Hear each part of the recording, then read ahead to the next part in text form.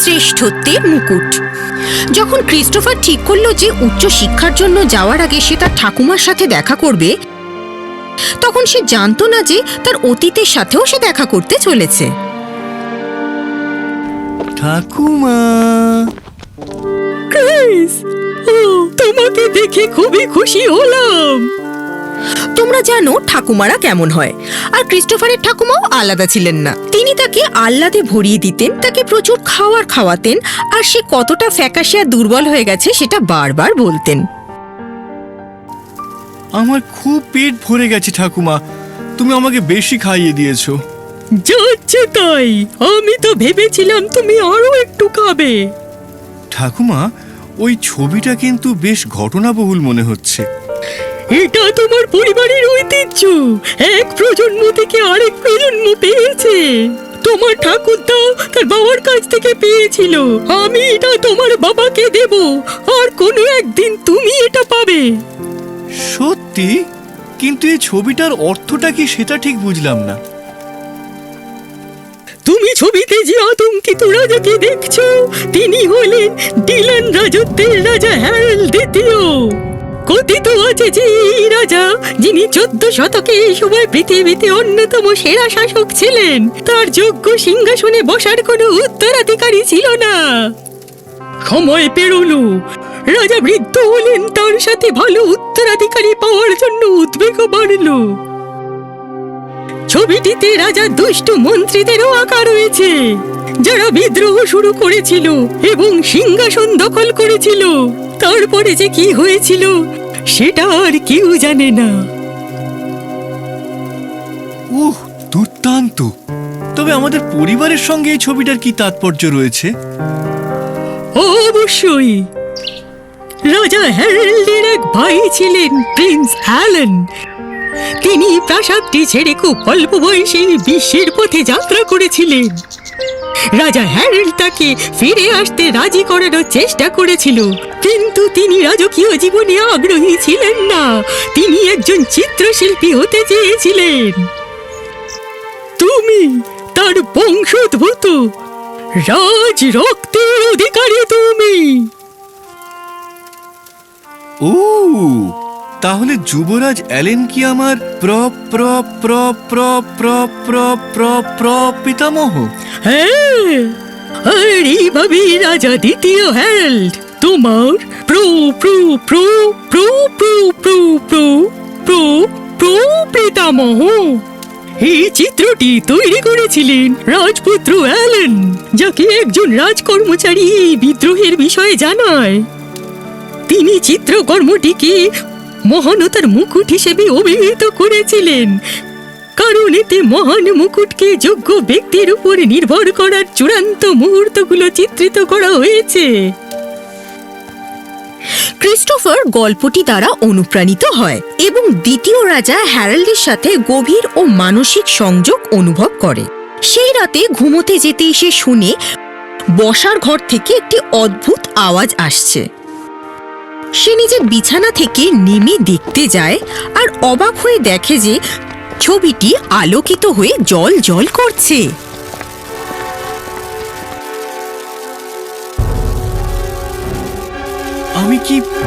আমি কি স্বপ্ন দেখছি? কিন্তু সে দেখছিল না, চিত্রটিতে প্রাণ ফিরে এসেছিল। আর ক্রিস্টোফার দেখল সৈন্যরা ছোটাছুটি করছে আর বৃদ্ধ রাজা ভয়ার্ত চোখে সেটা দেখছেন। হঠাৎ, তুমি আমাদের রক্তরেখার শেষ জীবন্ত উত্তরাধিকারী। তোমাকে আমাদের বাঁচাতে হবে।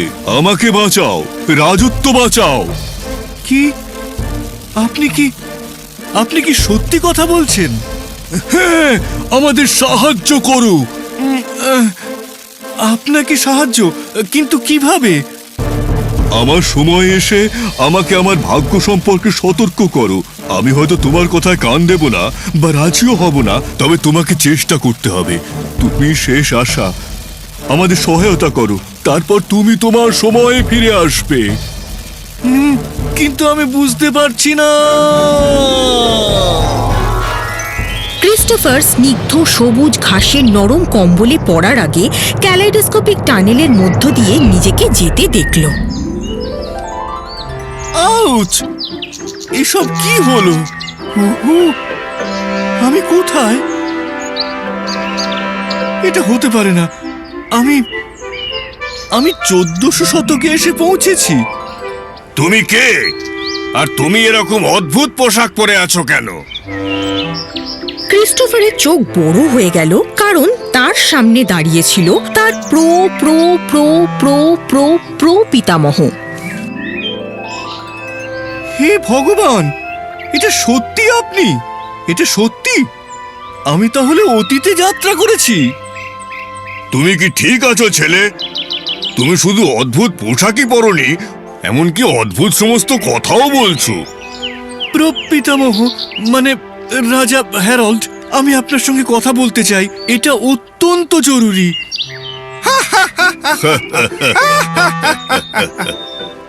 তুমি একটা বোকা ছেলে। তুমি রাজার সঙ্গে সরাসরি কথা বলতে পারো না। আমি দুঃখিত। কি ব্যাপারে কথা বলতে চাও? আপনার সিংহাসনের উত্তরাধিকারীর বিষয়ে। বিশ্বাস করুন, আপনার কাছ থেকে আমার যা দরকার তা হলো আপনার সামান্য সময়, মানে যদি আপনি আমার প্রতি সদয় হন তো। অদ্ভুত পোশাক, অদ্ভুত কথাবার্তা এবং অদ্ভুত আবদার। ঠিক আছে, ওকে রাজপ্রাসাদে উপস্থিত করো, আমি সেখানে ওর সঙ্গে দেখা করব। আর তাই ক্রিস্টোফারকে একটি রাজকীয় কক্ষে নিয়ে যাওয়া হলো, যেখানে রাজা হ্যারল্ড ছিলেন। বলো, আমি জানতে চাই তোমার কি বলার আছে, কিন্তু একটু তাড়াতাড়ি। ঠিক আছে, কিন্তু আপনার এটা শুনতে হয়তো একটু অদ্ভুত লাগবে। অদ্ভুত? মানে আমি বলছি অযৌক্তিক। আমি ভবিষ্যৎ থেকে এসেছি এবং আমি আপনার প্রো প্রো প্রো প্রো প্রো পৌত্র। অসম্ভব, আমার কোনো ছেলেই নেই। মানে আমি আপনার প্রপৌত্র নই, তবে রাজকুমার অ্যালেনের। এবং আমি জানি এটা আপনার আরো বেশি বাজে কথা মনে হবে, তবে আমি এখানে একটি চিত্রের মাধ্যমে এসেছি, কারণ আপনি আমাকে আপনার রাজত্ব বাঁচাতে সহায়তার জন্য বলেছিলেন। বুঝেছি, তুমি একটি পাগল। তোমার পোশাক দেখে আমার আগেই বোঝা উচিত ছিল। রক্ষে, ওকে বাইরের রাস্তা দেখিয়ে দাও। না রাজা হ্যারল্ড, আপনার আমাকে বিশ্বাস করতে হবে। আপনার আর আপনার রাজ্যের উপরে এক বিরাট বিপদ ঘনিয়ে এসেছে। রক্ষীরা! আমি আমার সুযোগ হারালাম, যেমন বধিরের জন্য একটি শীষ, অন্ধের জন্য একটি প্যালেট। দাঁড়াও, এই কথাটা এটা তুমি কিভাবে জানো? এটা আমাদের পারিবারিক বাক্যাংশ, যা আমরা কেবল আমাদের পরিবারের মধ্যে ব্যবহার করি। আমার বাবা আমাকে শিখিয়েছিলেন, আর তার বাবা তাকে। তুমি জানো এর মানে কি? হ্যাঁ, এর মানে হলো আমার সমস্ত প্রচেষ্টা পুরোপুরি বৃথা হয়ে গেল। কিং হ্যারল্ড ক্রিস্টোফারের দিকে অবাক হয়ে তাকালেন এবং এই প্রথমবার তার ভাই প্রিন্স অ্যালেনের সাথে তার একটি অস্বাভাবিক সাদৃশ্য দেখতে পেলেন। রক্ষী, ওকে থাকতে দাও। তো তুমি তো ভবিষ্যৎ থেকে এসেছো, এর মানেটা কি? ক্রিস্টোফার রাজা হ্যারল্ডকে সমস্ত কিছু জানালো। সে তাকে ভবিষ্যৎ, চিত্র এবং তার ঠাকুমা যা যা বলেছিলেন সেগুলো সব বলল। রাজা হ্যারল্ড হতবাক হয়ে গেলেন, কারণ তিনি উত্তরসূরির সন্ধানের জন্য তার উদ্বেগের কথা কাউকে কখনোই বলেননি। হয়তো ছেলেটি সত্যি বলছে, তবে যেভাবেই হোক আমার অবশ্যই কোনো সিদ্ধান্তে উপনীত হওয়া উচিত নয়, কারণ ও যা বলছে তাও অসম্ভব বলে মনে হচ্ছে। মানে তুমি বলছো আমার মন্ত্রীরা আমার বিরুদ্ধে চলে যাবে? তা তুমি কি বলতে পারবে যে কোন কোন মন্ত্রীরা? হ্যাঁ, অবশ্যই। সব মন্ত্রীদের ঠিক ছবির মতো করে সারিবদ্ধ হয়ে দাঁড়াতে বলুন, তাহলে আমি তৎক্ষণাৎ তাদের চিনতে পারবো। রাজা কয়েকটি গুরুত্বপূর্ণ বিষয় নিয়ে আলোচনা করার জন্য সমস্ত মন্ত্রীদের সভায় ডাকলেন। এইভাবে মন্ত্রীরা কিছু টের পেল না, আর ক্রিস্টোফার একবারই 4 জন মন্ত্রীকে চিহ্নিত করল এবং পরে সে রাজাকে বলল যে তারা কে। আর রাজা সৈন্যদের নিয়ে বেরিয়ে পড়লেন সত্যটাকে জানতে, আর তারপর তিনি তাদের গোপনে কথা বলতে শুনলেন। রাজার সঙ্গে ওই ছেলেটি কে? ওকে কোনো আত্মীয়? ও কি সিংহাসনের উত্তরাধিকারী? তাহলে আমরা তা হতে দেব না। হ্যাঁ, আমাদের আর অপেক্ষা করা উচিত নয়। আজ রাতে এই আসন বিদ্রোহ শুরু করে রাজাকে সিংহাসনচ্যুত করা যাক। তোমাদের স্বপ্নে, রক্ষী।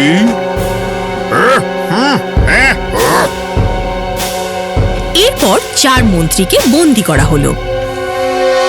ক্রিস্টোফার, তুমি ঠিকই বলেছিলে। আমি এখন তোমাকে পুরোপুরি বিশ্বাস করি, পুত্র। এবং আমি এখন আমার সিংহাসনের যোগ্য উত্তরাধিকারীও পেয়েছি, তুমি। ওহ, ধন্যবাদ প্রপিতামহ। তবে আমি সিংহাসন নিতে পারবো না, কারণ আমি অন্য সময় থেকে এসেছি এবং অবশ্যই আমাকে ফিরে যেতে হবে। তবে আমি আপনাকে এমন কাউকে খুঁজে পেতে সহায়তা করতে পারি যিনি রাজমুকুটের যোগ্য, এবং আপনাকে তাকে বেছে নিতে হবে না, আপনার প্রজারাই নেবে। আমার প্রজারা? ক্রিস্টোফার রাজাকে গণতন্ত্রের ধারণা ব্যাখ্যা করল। রাজা সেটা শুনে শিহরিত হলেন। বাহ, গণতন্ত্র মনে হচ্ছে আকর্ষণীয়। তোমরা কি এইভাবে তোমাদের রাজা নির্বাচন করো? হ্যাঁ মহারাজ। আর তাই ঘোষণা করে দেওয়া হলো এই রাজ্যের প্রজারা ভোট দিয়ে তাদের পরবর্তী রাজা নির্বাচন করবে। রাজা হ্যারল্ড বিভিন্ন ক্ষেত্রের সেরা প্রার্থীদের বেছে নিয়েছিলেন। কৃষি, ওষুধ, বাণিজ্য, ক্রীড়া, সামরিক, তাদের যোগ্যতা এবং ক্ষমতার ভিত্তিতে। অবশেষে নির্বাচনের দিন উপস্থিত হলো এবং রাজ্যের লোকেরা ভোট দিল। মহিলা এবং ভদ্র মহোদয়গণ, আপনারা মুকুটের উত্তরাধিকারী বেছে নিয়েছেন। সে হলো রাজা। ও, আপনারা রানী বেছে নিয়েছেন, গ্লোরিয়া স্ট্যানার। এবং এখন থেকে আমরা তাকে বলবো রানী গ্লোরিয়া।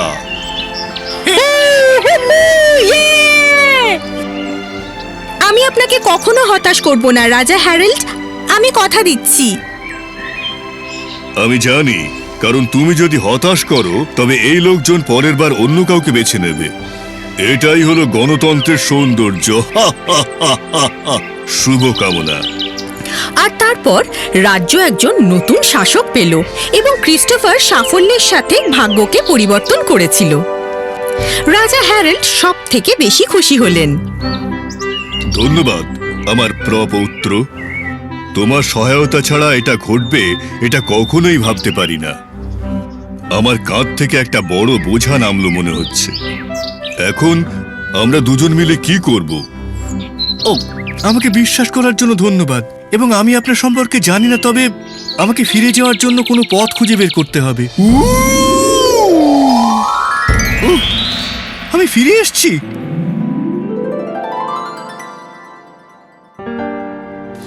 ক্রিস্টোফার তার ঘড়ি দেখল, সেই একই সময় একই দিন যেদিন সে ছবির মধ্যে দিয়ে গিয়েছিল। তো যখন থেকে আমি ছবির মধ্যে গেছি তারপর মাত্র 1 মিনিট সময় পেরিয়েছে। ক্রিস্টোফার, তুমি এই রাতের বেলা বসার ঘরে কি করছো? মাফ করো ঠাকুমা। ক্রিস্টোফার তাড়াতাড়ি তার ঘরের দিকে গেল এবং শুয়ে পড়ল। পরের দিন সকালে সে যখন ঘুম থেকে উঠল, সে দেখতে পেল যে ছবিটি বদলে গেছে এবং প্রচন্ড বিদ্রোহের পরিবর্তে এটি এখন একজন মহিলাকে রাজা হ্যারল্ড মুকুট পরাচ্ছেন এবং তার পিছনে একটি ছেলে দাঁড়িয়ে আছে যার মুখটি কেবল সামান্য দেখা যাচ্ছে। আর ছেলেটি হলো সে ক্রিস্টোফার, যে শ্রেষ্ঠত্বের মুকুট রক্ষা করেছিল। সমাপ্ত।